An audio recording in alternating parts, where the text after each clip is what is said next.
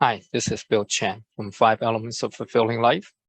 And today I really want to talk to you about a very serious topic, environmental protection. This week, Florida experienced one of the worst hurricanes in American history. Biden called it the top 5 storms that ever landed in America. Hurricane Ian has destroyed Fort Myers. It's incredible. It's devastating. If you look at some of the videos, a whole house has been flushed away by the storm. You see storm surges 17 feet high. 17 feet high. Imagine that. That's like 3 stories almost. Everything's flooded.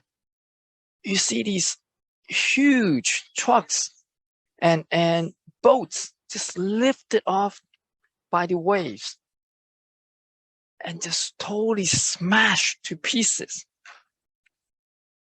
I'm in Orlando, Florida right now. And when I drove around on Friday, I actually noticed some of the areas that was flooded. It was like the water's almost like to the side mirror of the car. It's like covers half of the first floor of a house. It's outrageous. Now, it's also made huge devastations in South Carolina just as well. Why have we experienced such tremendous disasters, natural disasters that humans have never experienced before? In 1 month, last month, we experienced 3 earthquakes somewhere in the world. And then California has the worst wildfires, the worst droughts, and so does like places like Nevada, Phoenix, Arizona, Texas. My God, these are unprecedented. If we don't look at this seriously, there may not even be a place for our children and grandchildren to live anymore.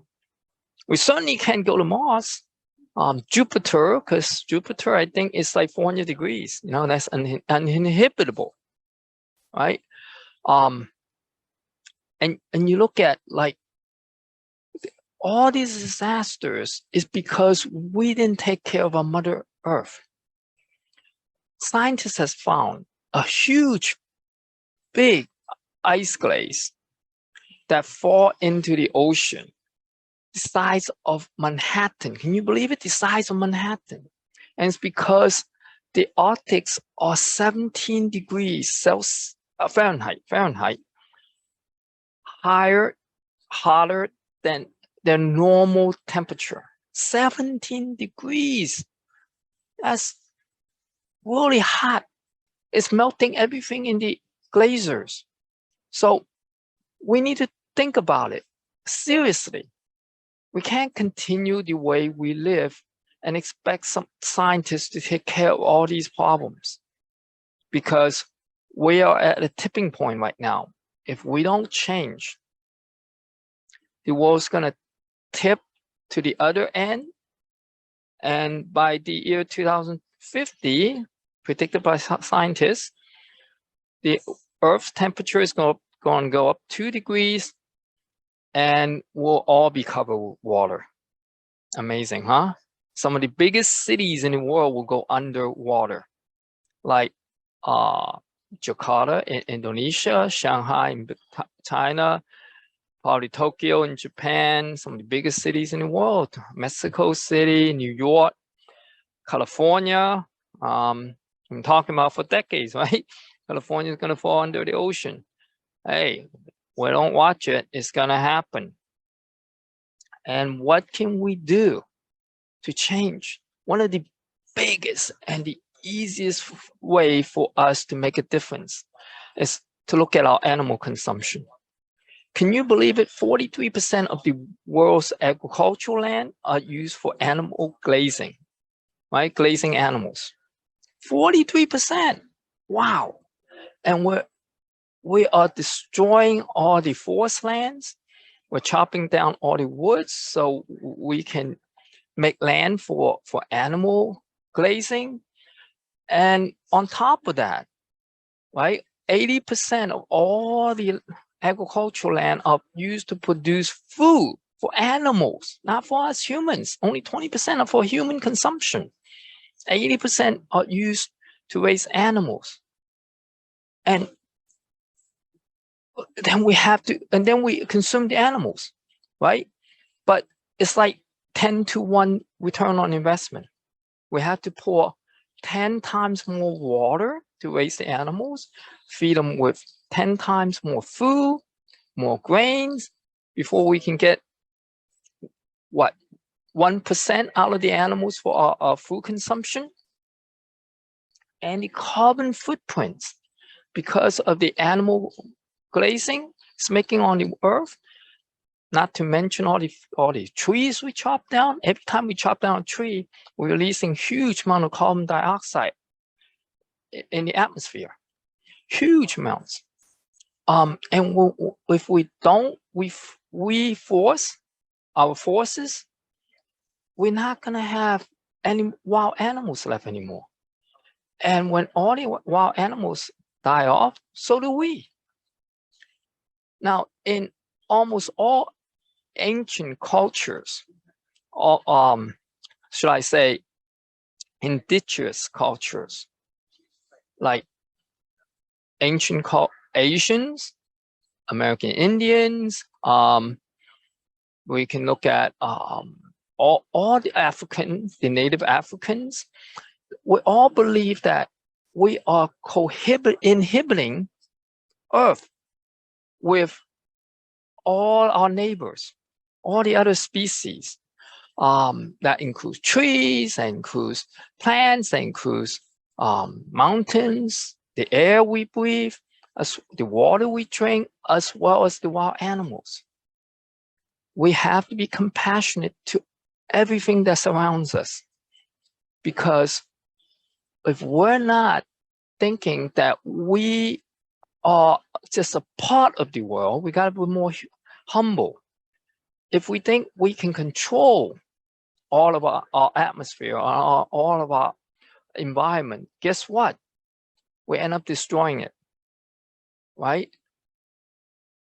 We need to think about how we can best inhibit this beautiful earth with all our neighbors. One of the best things we can do is stop consuming animal products, because the more you consume, the more that farmers have to raise all these animals, right? And the return on investment is so small. If we use all these land to actually produce food for human consumption, we won't have world hunger. If we use half the land for animal grazing, we force our forces, then we could solve almost all the problems of carbon dioxide. There's a research report about all the animal farms, the carbon footprint that they release is like 3 times higher than all the world's transportation combined. Think about it: the planes, the ships, trains, the cars that we drive, and we talk about petrol all the time. But that's only 1/3 of it. The biggest part is on animal farms. So if we can just, hey, best ideal situation, eliminate our animal consumptions, but if not, at least limit it, right? Do 20%, 30% animal products and 70, 80% plant foods. And that way we can at least extend this climate change, so that our children will have a place to live. They won't be threatened by disasters in this world, natural disasters that's getting worse and worse. So I'm really out of words right now because it hurts me so much to see what we're doing to our environment. So please take one step toward being compassionate for animals, our environments, nature, and stop saving our children. Start giving them a better tomorrow. Thank you.